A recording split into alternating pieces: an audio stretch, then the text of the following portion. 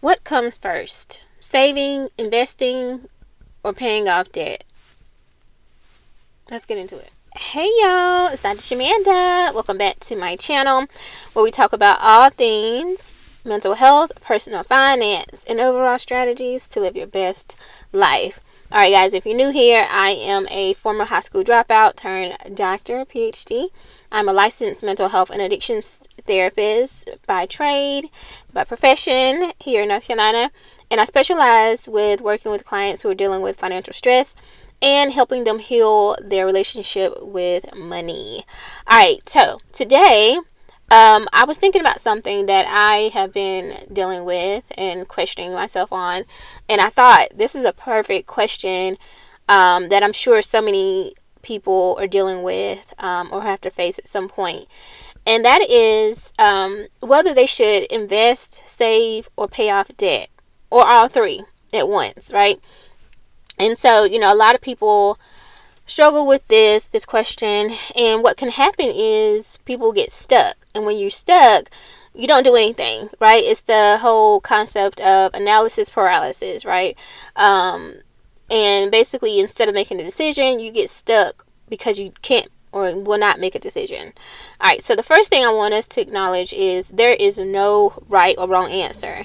You might think, based on your experience that, oh, this is what works, this is the best thing, or this is what the gurus or the financial experts say needs to happen first or last, or whatever. But the reality is personal finance is personal. Like literally, it's literally in the name. Personal finance, meaning it is subjective. It is different for every person. Everyone has their own personal experience with their finances and their own personal journey. And so there is no right or wrong answer. So I want to preface that. Now, I know that on this channel, and people who watch this video, you guys probably are already on your journey, right? Or maybe you studied certain people and their processes, and so you're going to take on whatever that perspective is based on your own experience or who you've studied. But I want you to be open-minded, and I also want you to share what that is in the comments, okay? Now, number one, as a therapist, I got to say this, right? Acknowledge the confusion, right? Now, going back to what I initially said, the analysis paralysis is the thing that will keep you stuck. You will not make any decision. So you won't start saving at all. You won't start paying your debt off at all. And you won't start investing at all because you're stuck trying to decide which one should you be doing first. That's what we can't do, right? But at least acknowledge that you're confused. By being confused, you can now take an action. You can now decide that I need more information. Because basically that's what it is. When you're confused about something, you don't have all of the information to make an informed decision. That's all that your brain is telling you, is that you need more information. So I'm going to tell you like a possible strategy that you could use, right? Or direction, I guess. So number one is usually we want to focus on, and I say usually because again, there's no right answer, but usually you want to focus on paying off your high interest debt first. Why? Because, and what examples are those? First of all, credit cards. I know people who, myself included, like, let's be for real, we had 20-something% interest rates. Like, and I think a lot of credit cards, that's might be the norm. I'm not sure, but comment below if that wasn't your case, or if you know people who had 20% something or more interest rates, let me know. Comment below.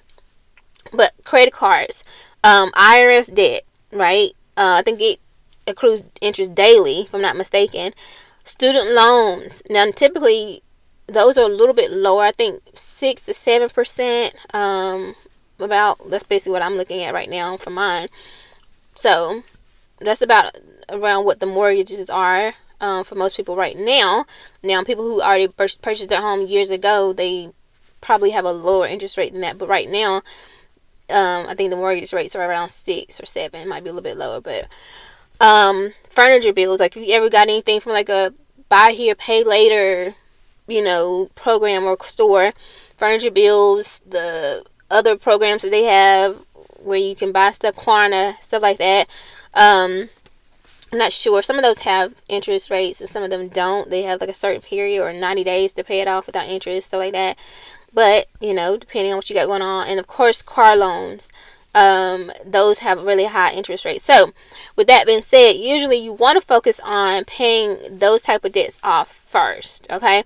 Now, if you want to use the snowball method, you would list those debts in order, smallest to largest, and pay off the smallest one first, and just pay the minimums on the other ones until you pay that smallest off, and then the next one goes up, and you focus on that one.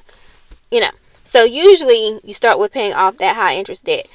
Now, the premise of this is that it's going to cost you more money over time by keeping that high interest debt than it would for you to put that money into a savings account, which is going to earn you at the highest using a high yield savings account about 4%, maybe 5%. I think it's around like 4% right now, or maybe a little bit less now. But so if you got a debt that's 20-something% interest, and you're like, oh no, I'm putting my money in my savings account and earn 4%, it really don't add up. So usually we're going to go with the high, paying off that debt first. Okay. Now, the third thing, or second probably thing to do, would be to have an emergency savings. So you need that. Now, I'm not talking about, and I don't even use the word emergency. Y'all know I don't like that word. But I'm not talking about your extended emergency fund. I'm talking about having at least $500 to $1,000 in your account. You might want to do that as quickly as possible, whatever that looks like for you, right?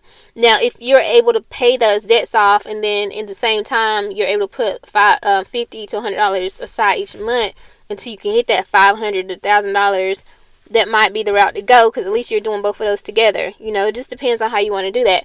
But I think that having a $500 to $1,000 in that emergency life happens account will help you, because yes, you might be paying off debt, but in the meantime, something could happen, right? I'm sitting in my car and I don't even want to give examples because, baby, I pay my car off and I don't even want to talk about that.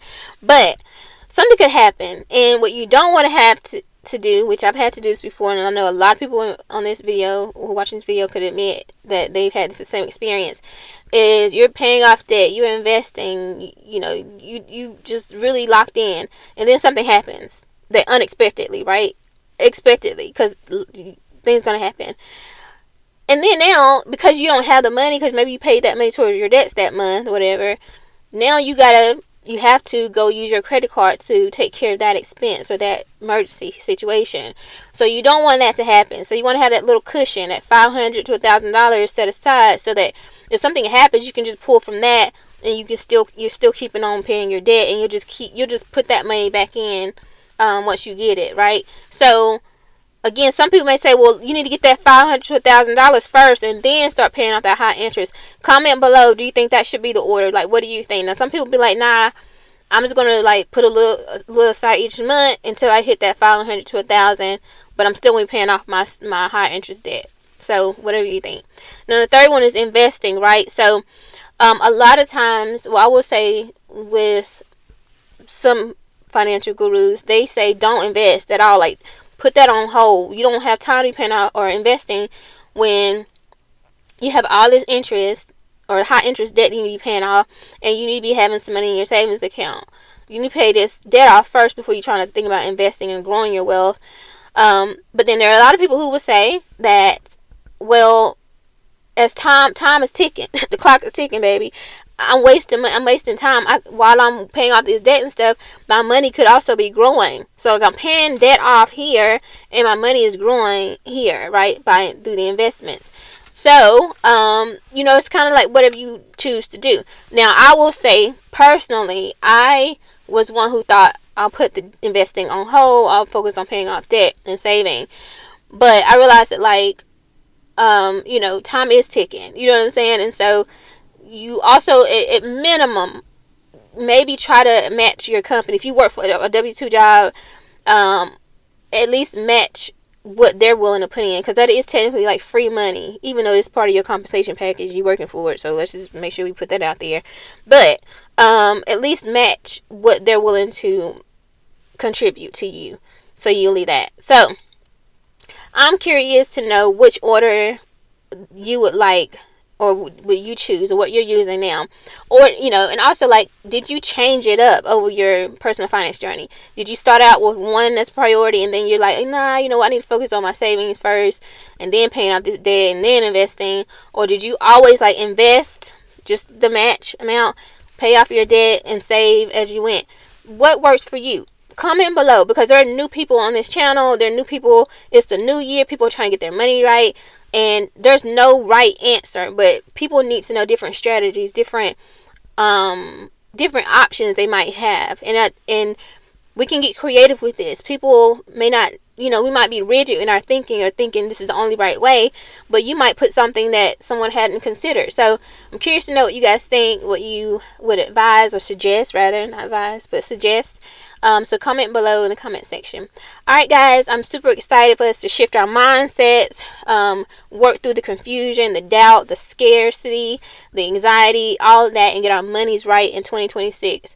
Alright, I hope you like this video. If you do, like, comment, subscribe, and share, and I'll see you guys in the next one. Alright, bye.